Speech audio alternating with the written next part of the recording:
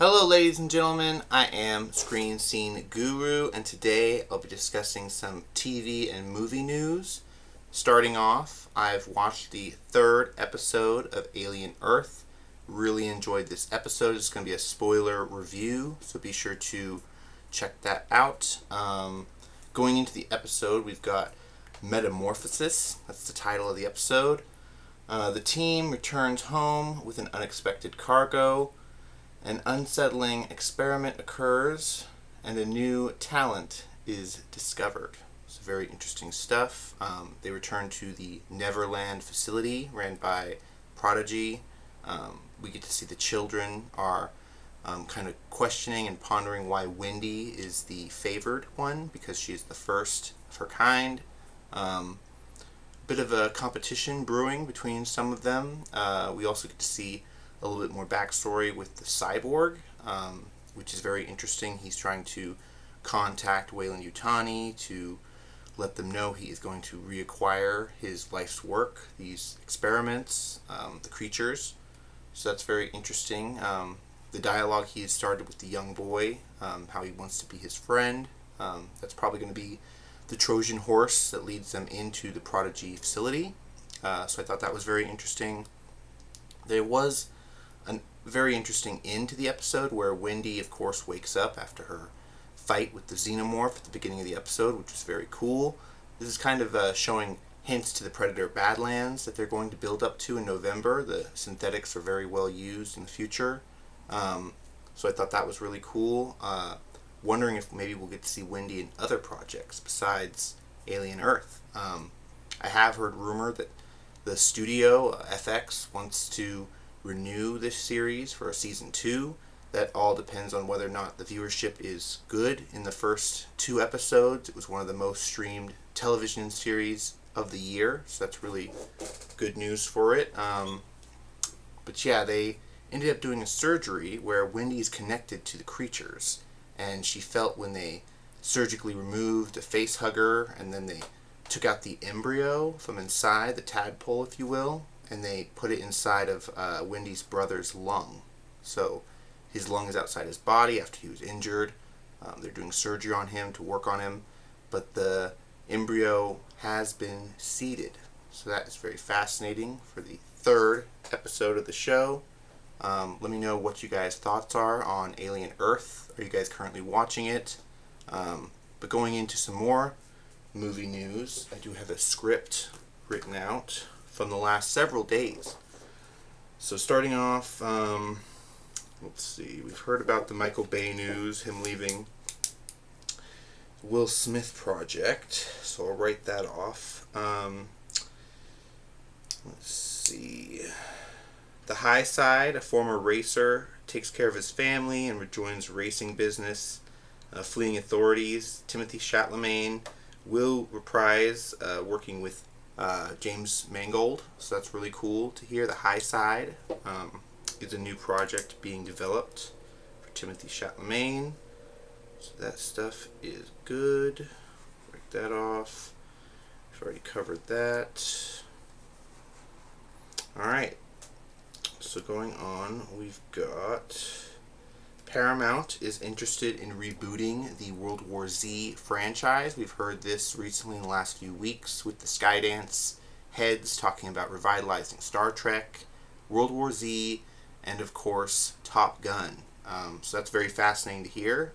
They believe these franchises will turn out big profits for them.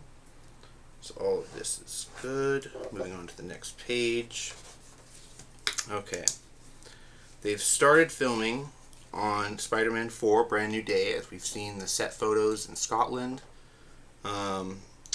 Going on, the Punisher van has been sighted, so very cool that that has been seen in the shooting. Shrek 5 has been delayed another year, so we're expected to get it by 2027 from DreamWorks, so that's very interesting for you Shrek fans. They've been really hyping up the franchise. We are working on, of course, a Donkey movie that is going to be released from DreamWorks. We haven't gotten a date released yet, but I'm sure now that Shrek 5's been delayed, they might be able to work in that donkey. But going on, weapons from Warner Brothers was the 6th film to make over $40 million this year alone, which is really good. Elisa Silverstone is set to return in a Clueless TV series, so that sounds really interesting, with her daughter, starring alongside her daughter. So all that is good. Cover that. Let's see. Noah Centineo is set to star as our new John Rambo, so that's very fascinating news that Sly Stallone is going to be no longer our Rambo. They're in fact working on a prequel mini-series, so that is fascinating to hear. And Warner Brothers is set to make 12 to 15 movies a year, given that their new quarterly earnings have come in through second quarter, and they've been quite good due to the success of Final Destination 6, Sinners, Minecraft, several films. They're just really good. So that's really cool that they're setting up New Line to make 3 to 5 films a year. So that's really interesting to hear from that studio department. Okay, I've announced the Duffer Brothers that have worked on the Netflix Stranger Things. They have the Upside Down Studio. They are going to do a co-joined group arrangement where they're going to Paramount to do movies and television, but they're also going to work with Netflix in distribution. So very interesting stuff here. We're hoping to get more Stranger Things after it ends this coming new year, with season 5 finally being over. So yeah, it'd be very interesting to see if the Duffer Brothers have a new movie they've been wanting to cook up, released through Paramount or maybe distributed through Netflix. So that's very interesting to hear. James Gunn talks about the Superman saga, a family of fighting perhaps Brainiac. That might be the story they're building up to. Perhaps a major villain like Brainiac they don't want to put in a standalone film. Maybe they want to build up to him. That might be interesting. Also, we've got rumors that Doom may stay on past Secret Wars. What's going on with Robert Downey Jr. in Marvel right now. Very interesting stuff going on with drama on set in the UK for filming for Doomsday. Apparently a certain actor, Nightcrawler actor, I won't say his name, but has had his scenes reshot due to him getting in a confrontation with several other actors. You can hear about this from several people, I'm sure, reporting on it, but very interesting to hear that an OG X-Men was harassed on set of Avengers Doomsday. Going on, we have heard that, of course, X-23, Daphne Keane, is going to return in Avengers Doomsday, which is making a lot of people speculate, with Ryan Reynolds posting on X and on Instagram the anarchy symbol through the Avengers logo, basically reassuring the fans that his group from his film, Deadpool Wolverine, will be reprising their roles. So that's really cool. One Piece gets renewed for a second season, dropped a teaser trailer, and announced season 3 is already greenlit. So that's really cool from Netflix. Their animation into live action has been doing quite well for them. Also, Fallout Season 2 is coming out this December. We got a first official teaser trailer for the New Vegas. So that's really cool. X-Men casting is supposed to officially be starting without any confirmed names yet, but I'm sure in the next few coming weeks or months we're going to be hearing who our young X-Men are going to play. Running Man gets delayed by a week due to a lack of IMAX screens, so that's very interesting. Several films are competing for IMAX. Going on, we got tickets for Conjuringthelastrites are now officially on sale. This comes out in September. This is the 4th Conjuring film in the franchise, so really cool to hear about how it's gotten the R rating, which none of the other films in the franchise has gotten that. Not even any of the Annabelles or any of the Nuns. So very interesting to see where they can go with R-rated horror, but I'm sure that's due to the success of Sinners and, of course, Final Destination 6. But moving on, we've got Jurassic World Rebirth has capped $801 million worldwide, which is blowing out all of the charts' expectations for the film. They are most definitely going to do a sequel to this movie. I don't know if it's going to reprise any of the actors or actresses from Jurassic World Rebirth. I just can guarantee you, Universal will do another one. Moving on, we've got Percy Jackson, The Olympians, Season 3 adds Daphne Keane to the cast list, which is very interesting. They've also got Sasha Chardre, who is going to be her loyal servant and protector, where Daphne Keane will play Artemis. So that's very interesting. I liked the first season of Percy Jackson and the Olympians. I hadn't caught season 2 yet, if they've dropped it already. I believe they've dropped it. But going on, Jason Universe released a celebration teaser called Sweet Revenge, which was very interesting to see. It was in collaboration with Angry Orchard, which I liked that they had a wide advertisement campaign for this. But the comedy in it was very weird, and the setting. Highly recommend you guys check it out. Go check out that Sweet Revenge from the Jason Universe boys. I was wondering if Crystal Lake is going to be themed with Angry Orchard ads, but I don't think A24 will do that. I do have a bit of A24 titles to show off as well, so be sure to stick around for that. Going on, we talked about Jason Universe. Zoe Kravitz supposedly will not reprise her role as Catwoman in the Batman Part 2. She's citing that she's got too much work to do on her busy schedule, for her to reprise the role for the Matt Reeves Batman Part 2, unfortunately. But hey, they could bring in another actress, or they could bring in a whole other character if we wanted to.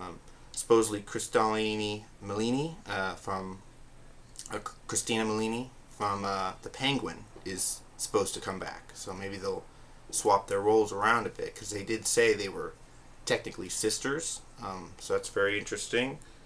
Taylor Sheridan stuff is really kicking ass on physical media. The sales of Yellowstone Season 5 Part 2 and Landman are really hitting the charts hard, so that's good to see. And they have renewed Landman for Season 2. It's going to be coming out this November around Thanksgiving, so that's really cool to hear.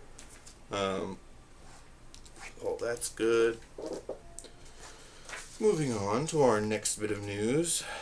Joe Karoff, the creator of the James Bond logo, has passed away sadly at 103 years old. This was the man that came up with the iconic 007 gun logo for the franchise.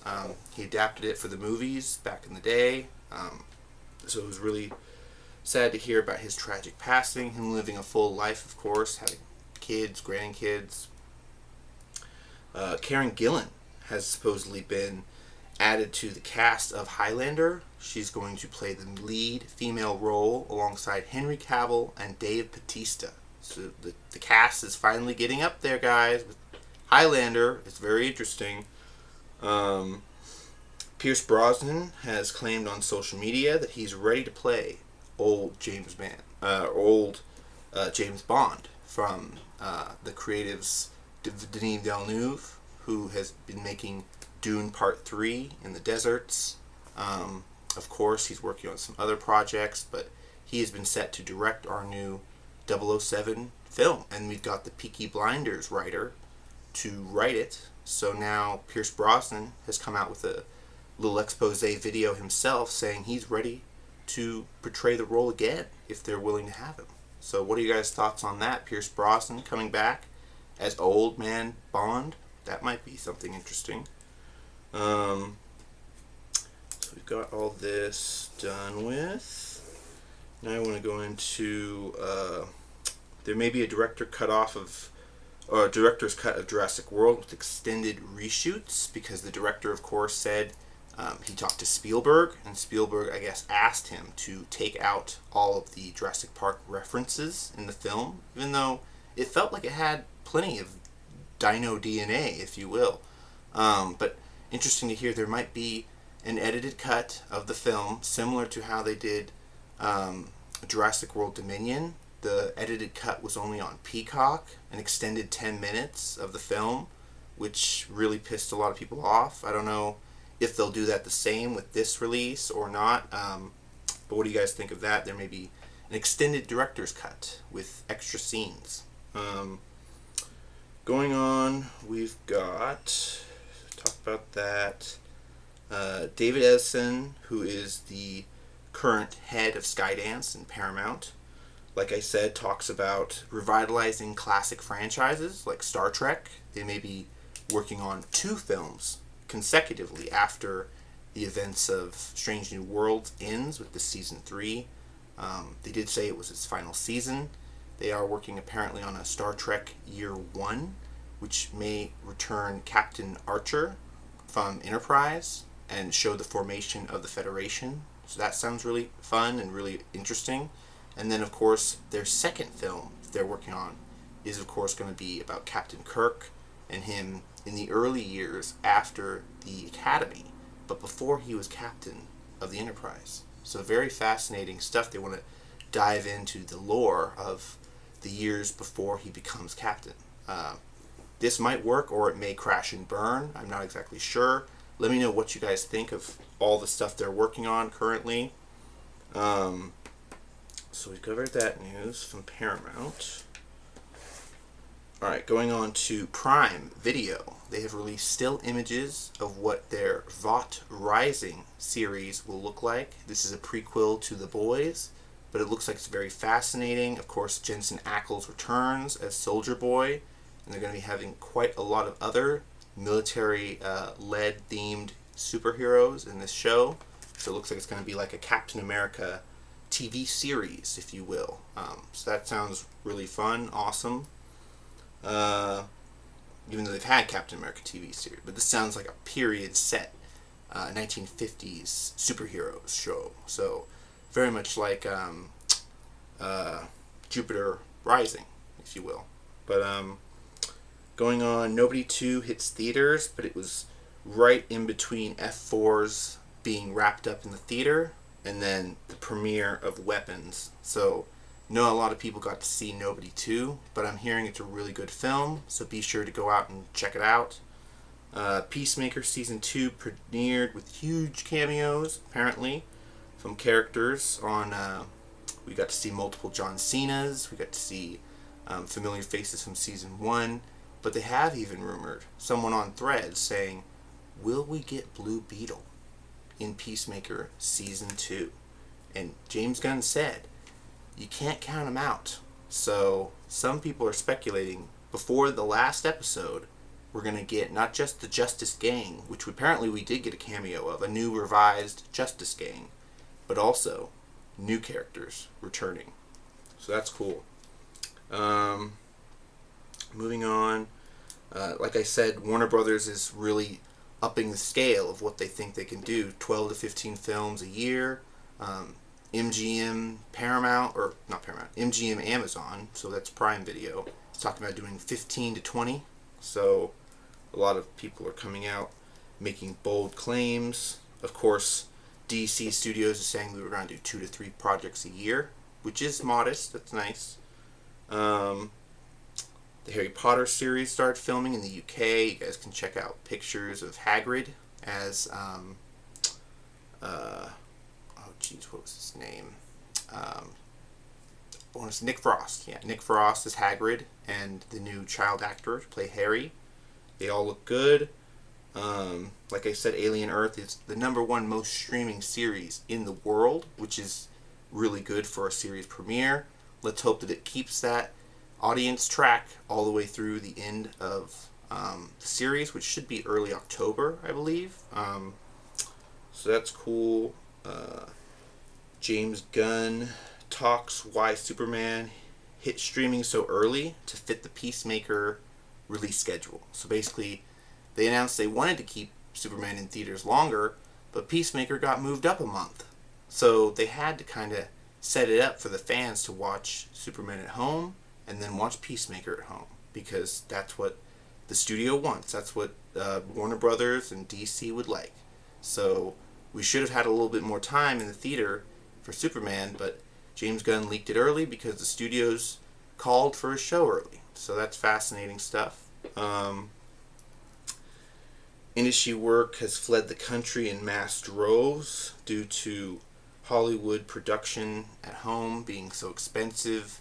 There's not enough tax benefits. There have been some coming to Ohio and other states, but a lot of this work also has been fleeing because of the harsh abortion bans and the cost of the medical treatment that a lot of these women are trying to seek. So a lot of this work has not been coming to Hollywood and other places, which is fascinating to hear. There's been some statistic reports on it. Going on, we got the Superman film has hit #1 streaming movie in the US, which is pretty good because a few weeks ago, Final Destination 6 was the #1 most streaming movie in the US. And now Superman has topped that. So that going on, we got the Obama's studio, which they've been doing films for a few years now, like Civil War, Alex Garland. Now they're working on a Betty and Barney Hill abduction case from Netflix, which sounds really interesting because they're the grandkids of Betty and Barney Hill. And they could have some new light to share into the abduction cases, the government connections, the conspiracy. So this sounds like a really good shock doc for them to be coming out with. And Netflix, of course, is the ideal streamer to drop it on. Going on, we got Ian McKellen recently has spoken at a fan convention saying that he is going to return as Gandalf in Hunt for Gollum in 2027, and that Frodo will return. So that's really cool to hear from people that have loved this franchise for over 25 years. People are really hoping that they won't replace the actors, and from what it sounds like from Ian McKellen himself, they aren't going to do any replacement.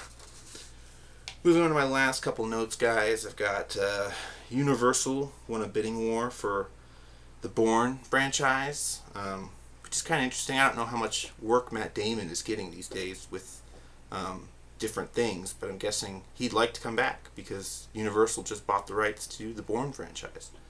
Going on, Mayor of Kingstown gets renewed at Paramount for season 4, which is interesting because Jeremy Renner, after the snowplow accident, is apparently coming back to Hollywood. He's going to return in this series, and then I've heard rumors of him returning to Marvel. So that's really cool to hear.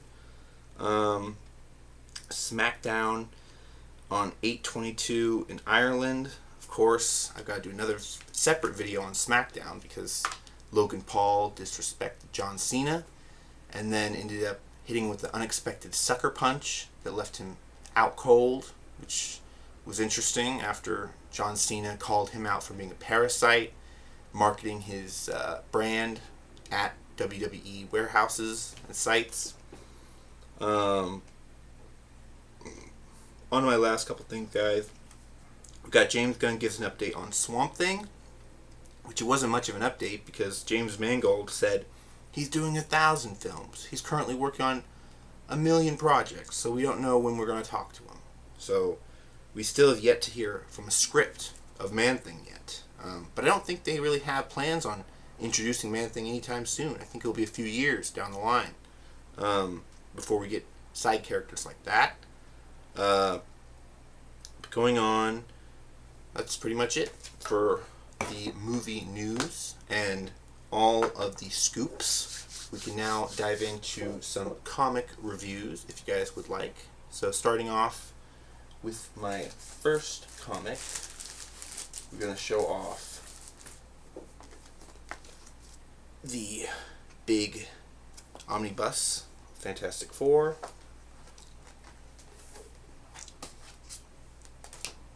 We've got the iconic Submariner, Namor, makes his debut in the comics for the first time, which is really cool. Get to see, starting off, they're fighting a giant creature, and then they go back home to hash out their lifestyle differences. You get to see a bit of how the Fantastic Four interact with people out in the daily society. This speeding motorcyclist was caught and given to the authorities for speeding by Mr. Fantastic. We get to see Johnny experimenting.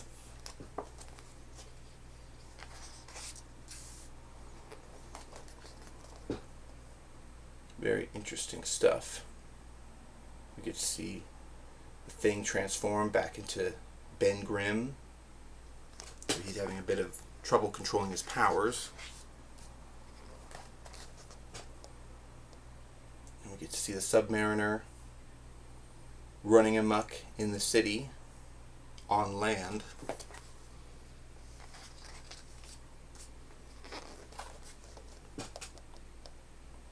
See Reed helping people in a helicopter.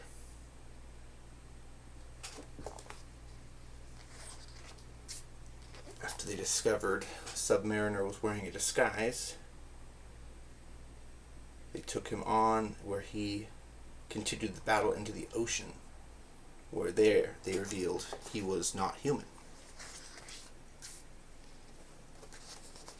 Issue number 4, Submariner's Revenge. It's very interesting stuff.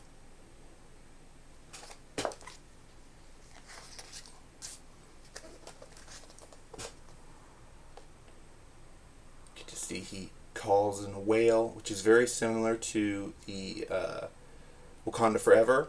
If you watch that film, they arrive on the backs of whales, Talocan. So it's very interesting. To part 5, Return to the Deep. Very interesting, trippy vibes. You see Invisible Woman pulled a fast one and took his conch shell from Namor, and then he begrudgingly took her from the group. So that was very fascinating.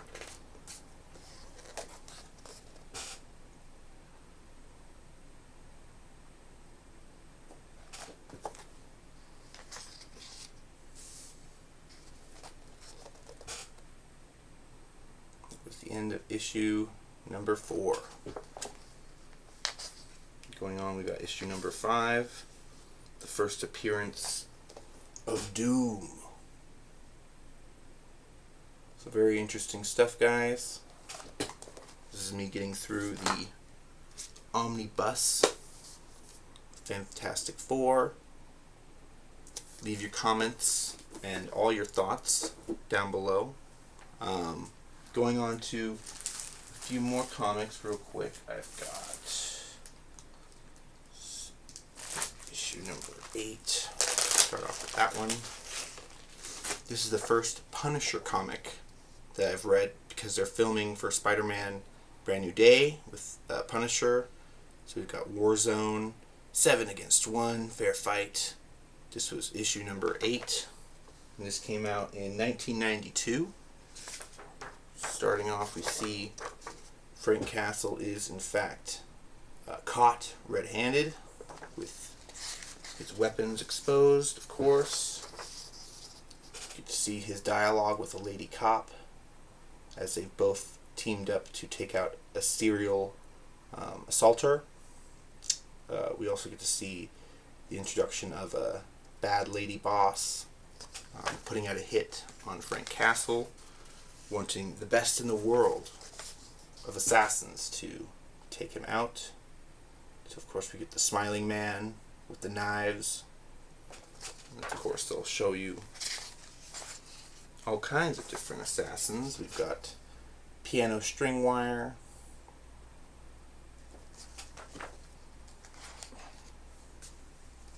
and then kickboxing fighters and ninjas. Very interesting stuff. This guy down here looks kind of like Drew McIntyre with the scar on his face. Going on, we've got the Cane, who uses a gun cane, literally. That's pretty funny. Okay. Got a few more assassins. Fascinating stuff. And then jumping back to the Punisher story.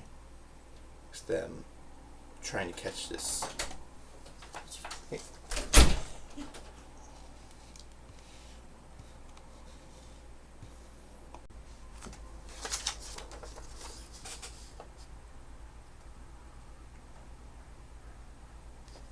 Cool stuff. Like I said, there's not a lot of dialogue in the Punisher comics. It's a lot more imagery. As a punk was getting away, Punisher shot him. Left a bit of a trail for them to follow. Very interesting stuff. And here we hear a bit from the lady cop that, this is her life now after she's interviewed victims who took their own life. It's her responsibility now to take out these thugs. So it's very interesting. And of course we see all the assassins gather to be told what to do, given their mission. And then they're sent off on the task. So that's very cool. This was Warzone issue number 8. Done. Going on. I'm going to show off one last one. Issue number 9. Punisher Warzone. Gone. It's very interesting. We get to see him face off against. First, we're getting roughed up at the bar. Friends of Frank Castle, trying to expose his whereabouts. We get to see how their fight goes off. Barkeep trying to settle the score with the Roughhousers, but unfortunately he gets the gun turned on him, like most people trying to do, the decent thing. You see Frank's friend trying to make an escape, but he's caught. And several of the assassins try to make deals to try to get the money. So, and of course, this is right after the hot pursuit of them after the assaulting perpetrator. So Frank has to follow him onto a bus, moving train, which would be pretty cool to see in a movie, I'd say.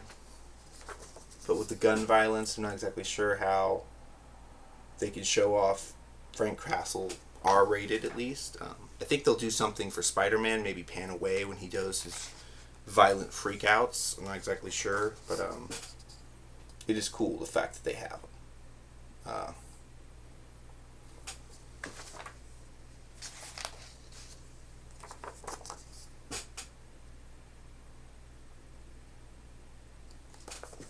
Nice.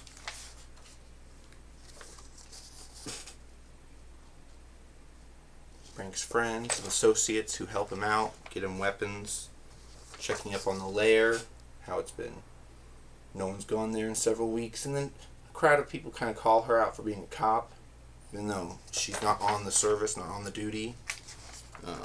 This, of course, Smoking Man realizes that she knows who Frank is, so he tries to get her. And they have Frank's friends, so they're in close vicinity to acquiring him. And then, of course, Scumbag tries to take a human hostage, where Frank knows it's a bad situation. And then, of course, the man with the piano wire comes up behind him right as he gets a headshot in on Scumbag. But, of course, we're going to see, Frank is losing strength in his muscle, losing oxygen in his lungs, and he's just worried that he's going to pass out on the subway. But it is leaving off on a cliffhanger, wanting you to get the next issue. So very interesting. It continues on in, let's see,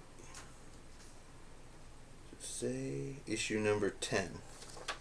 Okay, so yeah, Punisher Warzone. This was issue number 9 from 92, so pretty good. As my first 2 Punisher comics that I have read in my collection. What do you guys think of all of the comic book reviews? Let me know. You guys can leave a like down below for all the movie news, scoops, coverage. Be sure to follow my channel, cover all my bases. I am also on TikTok, Instagram, Threads. Oh, real quick before I turn off, I do have some A24 titles to show off. So I got a little bit of light on. Turn this one off. 2 A24 titles. I've got Death of a Unicorn, and I've already shown off Warfare, but I think these are both really cool titles, guys, with their cardboard slipcovers. And they, of course, do come out of the box. So here's the Death of a Unicorn cover. Beautiful artwork, which is mainly why I got the cardboard cover.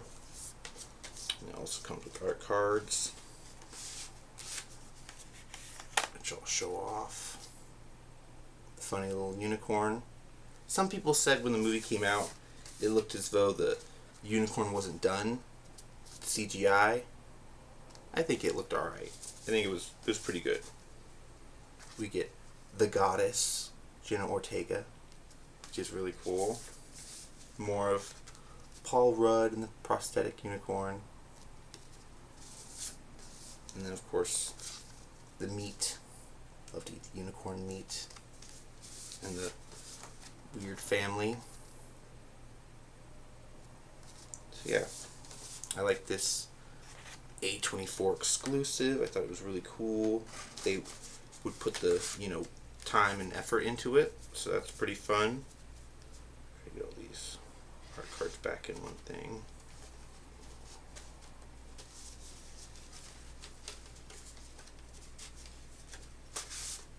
Okay.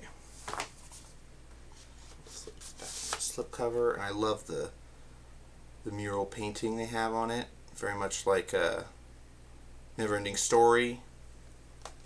Give a little bit more information on the back. And of course, the same with Warfare.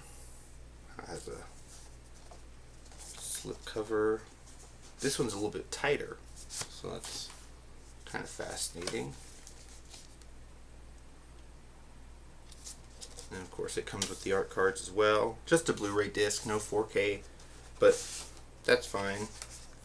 I'm not a huge obsessive of the qualities of the format, as long as it's a good picture, pretty much.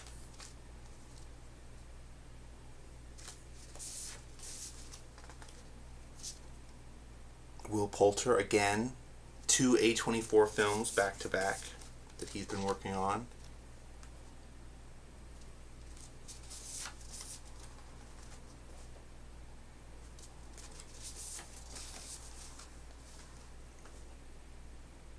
But yeah, what do you guys think of all these releases? As far as physical media goes, there are quite a lot of things coming out. I know Superman just hit digitally. I want to wait until they have the 4K Steelbook, because it looks like James Gunn is releasing a Fortress Steelbook, which looks really good. There's even a art of the Man of Steel, or not Man of Steel, Art of Superman book that's coming out, which I highly recommend people get as well, because it looks like it's going to be awesome. Goes into the Kryptonian robots and how they came up with the designs, different things. So that's awesome. Both of these A24 releases, really cool. Showing off my comics for the most part, what I've been reading, but I do want to show off real quick. This is a Marvel Premiere collection of Civil War, the first edition, which is very interesting. It comes with a little bit of, blockbuster event on the back, but this is the condensed Civil War, which is pretty cool to see. Starting off, give you a little bit of a scroll through. Right, we get to see all of the characters involved. Like Spider-Man showing up. Different groups in the Civil War fighting against each other. Watcher. So that was really interesting. She-Hulk. And I had never read the Civil War comic before, so this is a really good one to catch up on and check out. I got this from Barnes & Noble. It was only $16, so really good pickup. So I'll definitely be checking that out. But let me know what you guys' thoughts are. Be sure to leave a like and subscribe. Till next time, bye bye.